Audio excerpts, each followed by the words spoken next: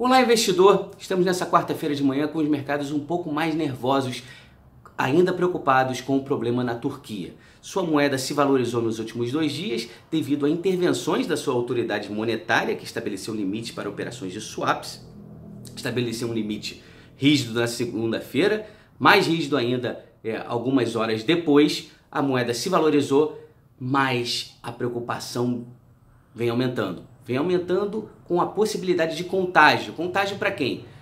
Você já tem 2 bancos que têm uma presença forte na economia turca, o BBVA da Espanha e o Unicredit da Itália. Esses bancos têm participação em bancos turcos e suas ações já vêm sofrendo. Mas existe aqui uma possibilidade de um contágio maior para todo o sistema. Por que isso? Porque a situação bancária europeia ela é frágil. Para você ter uma ideia, o índice de bancos ele já caiu 7% nos últimos dias e já caiu 20% nos últimos 6 meses. Ele negocia a um múltiplo de valor patrimonial de 0,7 vezes. Um múltiplo extremamente baixo até para padrões brasileiros. Você pega Itaú, Bradesco, estão negociando normalmente a múltiplos próximos de 2 vezes o seu valor patrimonial. Até o Banco do Brasil, um banco ligado ao governo, negocia um múltiplo superior a uma vez e meia. Então o que está acontecendo na Europa? O que está acontecendo seria uma grande oportunidade para investir nesses bancos ou seria uma grande armadilha, como os americanos chamam de um value trap? O que os nossos estrategistas, os estrategistas com quem eu falo na Ásia, o pessoal da Gaveco, eles acham que é um grande value trap. Eles veem uma exposição maior ali na Europa periférica, falando de Portugal, Espanha e Itália. Os bancos carregam em seu balanço uma exposição maior aos títulos públicos, muito maior do que os bancos alemães e franceses. Então você começa a ver um problema na região, um problema esse que já foi muito discutido há 5 anos atrás e foi superado através de muito estímulo quantitativo.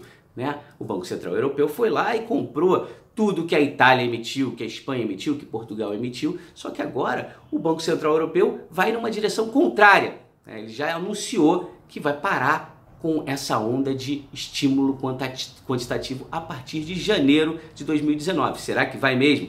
Essa é uma grande questão, porque se isso de fato acontecer, podemos ver um problema de liquidez global, começando na Europa. Então essa é a preocupação maior. A gente já vê os títulos italianos já rendem mais do que os títulos alemães. Esse spread, esse diferencial, ele aumentou em 150 basis points de maio para cá. Isso aí 1,5% a mais que o título italiano já paga.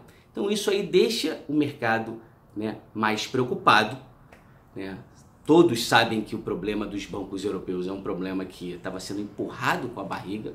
Eventualmente ele terá que ser resolvido. Os americanos foram lá e injetaram $1 trilhão lá em 2008, 2009, capitalizando o Citigroup, o Bank of America. Isso não foi feito na Europa, tá? Então isso é algo que eventualmente terá que ser feito. Os bancos europeus vão ter que a comunidade europeia vai ter que achar uma solução para isso. E é importante aqui ressaltar que a situação, por exemplo, do banco BBVA, o banco BBV Argentária da Espanha. Esse banco, por ter uma exposição maior à economia turca, é possível que ele tenha que cortar seus dividendos e fazer uma emissão de novas ações. Uma situação que nos remete à situação do Citigroup lá em 2007, antes da crise. A Meredith Whitney, que foi analista do Oppenheimer, ficou famosa ao prever que o Citigroup teria que cortar seus dividendos. Talvez esteja olhando para essa situação e rindo agora e falando, poxa, déjà vu. Então vamos ficar ligados aqui, porque embora a gente esteja vivendo um momento pré-eleitoral no Brasil, muita gente ligado às notícias com relação à eleição, podemos estar entrando num período um pouco mais tenso.